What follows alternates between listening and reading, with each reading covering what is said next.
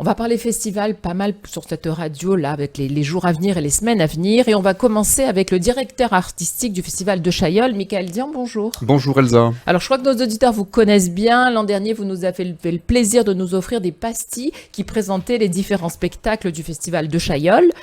Cette année, on aura d'ailleurs le bonheur de vous accueillir encore une fois sur notre antenne, à chaque fois avec ces pastilles qui font des focus sur les différents spectacles. On va parler plus précisément maintenant de ce qu'est le festival de Chaillol pour celles et ceux qui encore ne le connaîtraient pas, mais ça me paraît difficile. On est à quelle édition là, C'est la 27e, on rentre dans la 27e saison. 27e édition, ça y est, là quand même tout le monde connaît.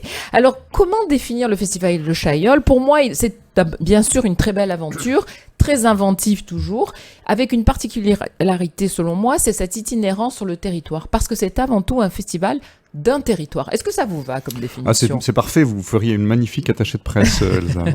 Je vais me reconvertir. Je sais on en a souvent parlé ici sur cette antenne, mais peut-être très brièvement, en un mot, quelle est pour vous la définition la plus juste? En fait, comment est née cette idée? Qu'est-ce que vous vouliez créer au départ et qui, heureusement, aujourd'hui, a pu véritablement grandir dans cet état d'esprit? Peut-être commencer par dire que c'est un projet de musicien. Au pluriel, j'étais moi-même musicien il y a 27 ans donc. Vous l'êtes toujours. Je le suis un peu moins, je suis beaucoup occupé de produire et voilà. Donc c'est un autre métier, disons, qui s'est ouvert depuis quelques années.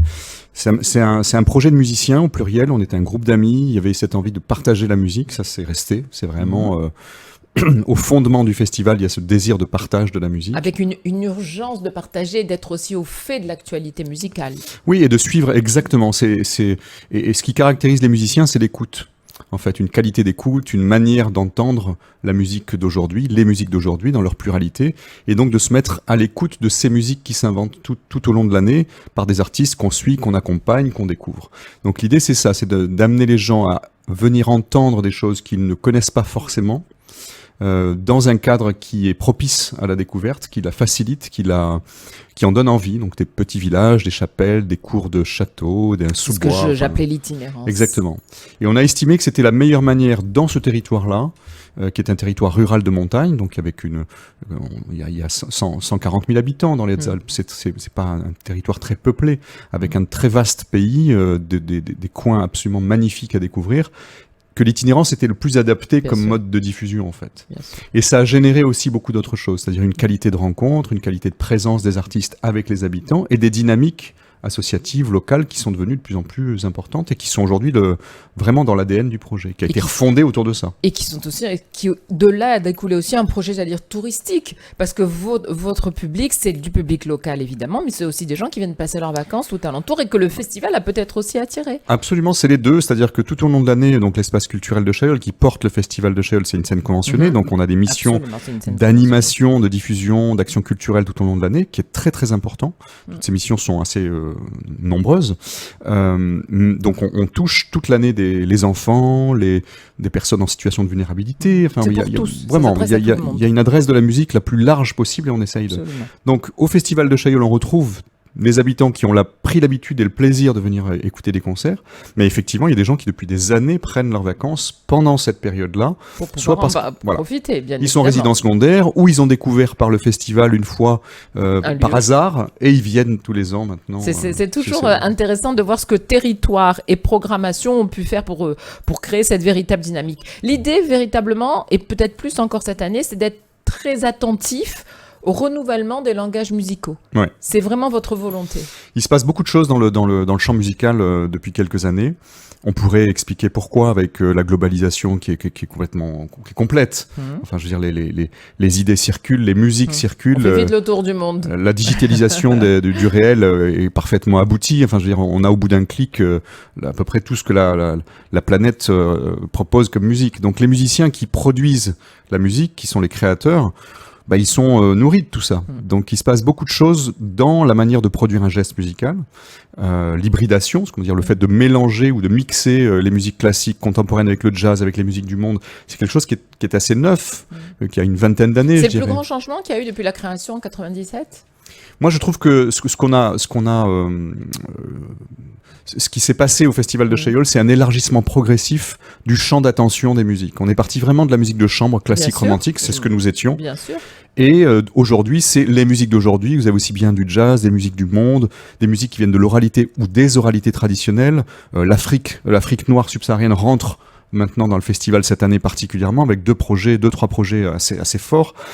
Voilà, on est ouvert à la diversité des expressions musicales, mais qui sont toutes sous-tendues par la notion de création musicale. Ce sont à chaque fois des gestes d'artistes, c'est pas du répertoire. Ce sont des gestes qui sont produits. C'est de la création, c'est de leur musique. Absolument. Et c'est vrai que avec vous, c'est comme une traversée musicale. On découvre, on va vers d'autres choses. C'est ça qui est important. Alors, c'est difficile de parler de tout. On va pas parler de tout ce que vous proposez, et d'ailleurs il y a un petit livret que tout le monde peut se procurer, on peut le montrer, d'ailleurs le Festival de Chaillol, aujourd'hui les musiques, bien joli titre d'ailleurs, qui montre bien votre ancrage dans l'actualité, dans l'innovation musicale, ne pas être fermé à toute la création, c'est extrêmement important, sans tourner le dos au classique évidemment.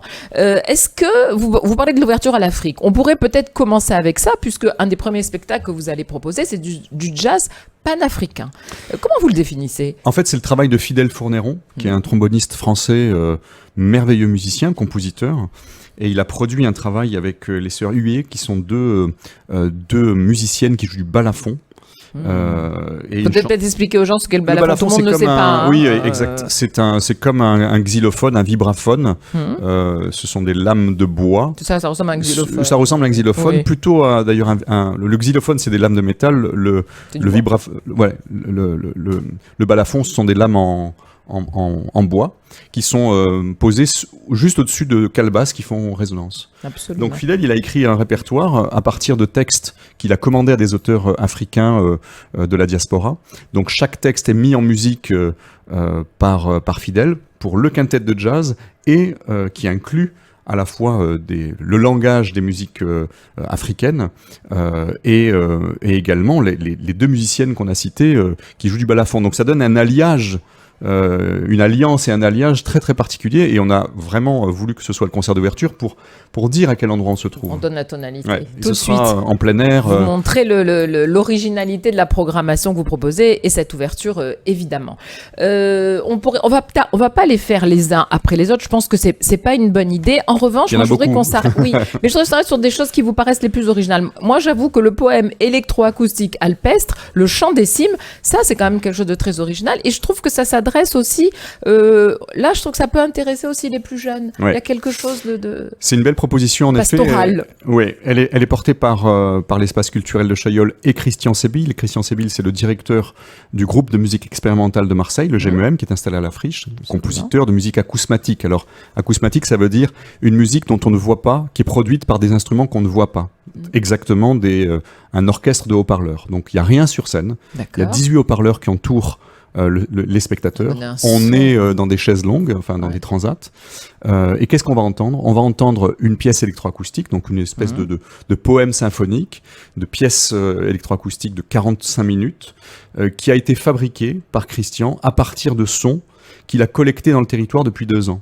Donc il s'est promené avec ses micros tout type de son au bord du drap, absolument. Mais c'est la montagne vivante.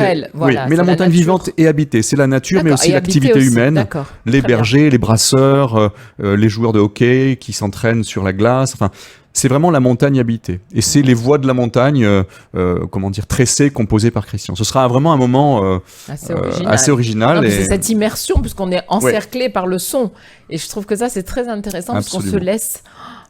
On doit se laisser glisser dans ce qu'on entend. C'est très méditatif, et c'est un hommage à la montagne. C'est une expérience. Ah bah oui, c'est quand même une expérience assez intéressante.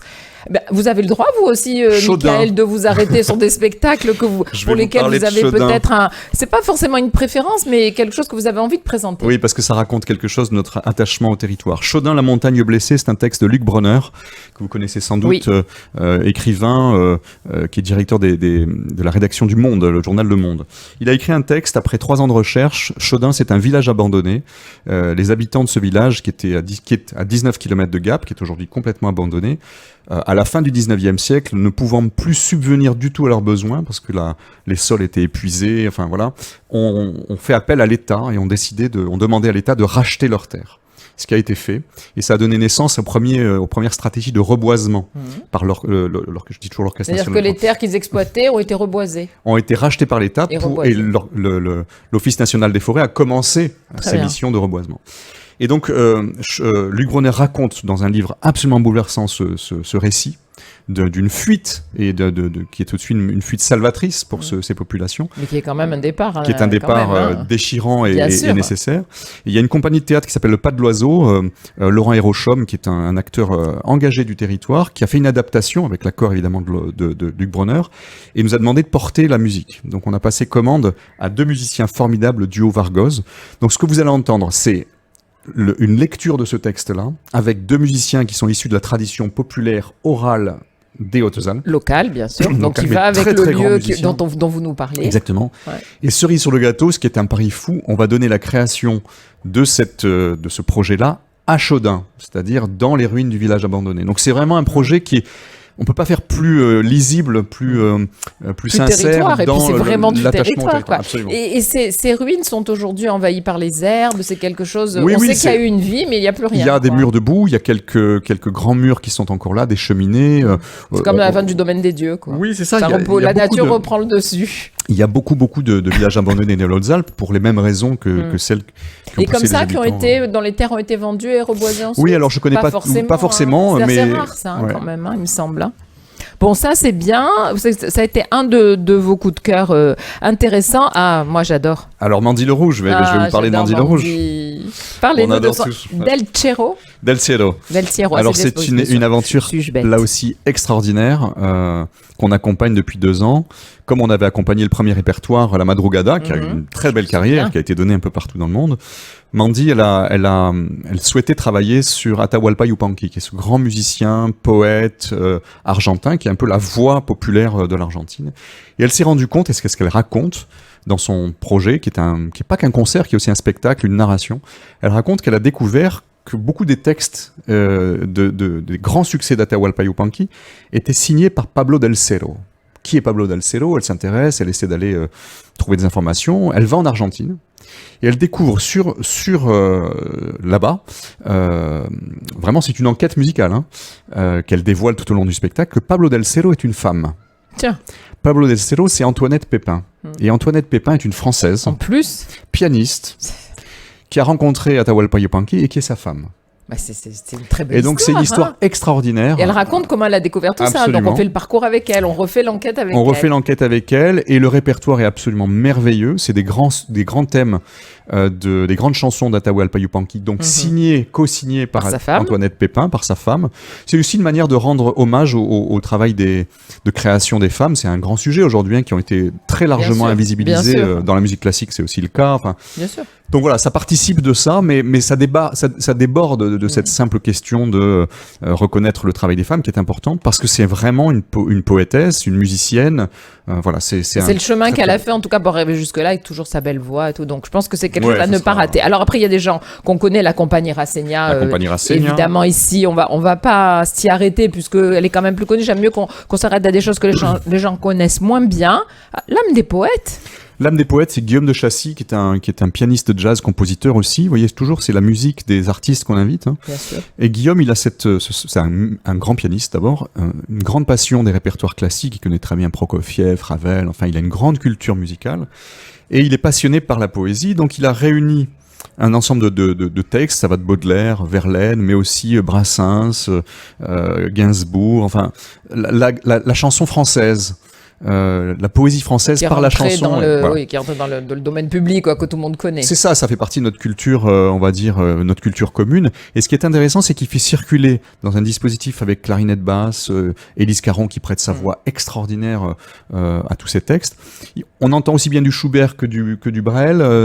Voilà. Et il fait circuler tout ça. Il n'y a plus de grande musique, de haute musique, de basse musique ou de musique populaire, de musique savante. Alors on n'est plus du tout dans ça. Il y a un vrai mélange. Il y a juste une musique superbe et des textes extraordinaires. Voilà, un grand moment de plaisir. C'est aussi une manière et c'est très bien à cet endroit-là pour nous, de défaire cette idée qu'il y aurait une musique plus importante qu'une autre. Il y a de la bonne musique c'est ça la vraie différence. Hein, voilà, c'est quand entre la bonne et la mauvaise, celle qu'on n'apprécie pas, qu'on sent pas, qu'on ne ressent pas plutôt, j'allais dire. Et puis bien sûr, bon, on va pas faire tout le programme, mais il y a aussi, comme d'habitude, des rendez-vous avec des conversations impromptues, avec aussi des rencontres littéraires, les musiques au musée. Tiens, on pourrait dire un mot de jeudi musique au musée? Oui, c'est un partenariat dans le cadre de ces pas de côté. Hein, c'est l'équipe qui a eu cette idée. Vous l'aviez déjà fait? Oui, ça fait longtemps, mais ça s'appelait pas les pas de côté. Ça s'appelait l'année dernière. Ça s'appelait depuis l'année dernière. C'est en plus vous me changez les noms. Non, c'est tout.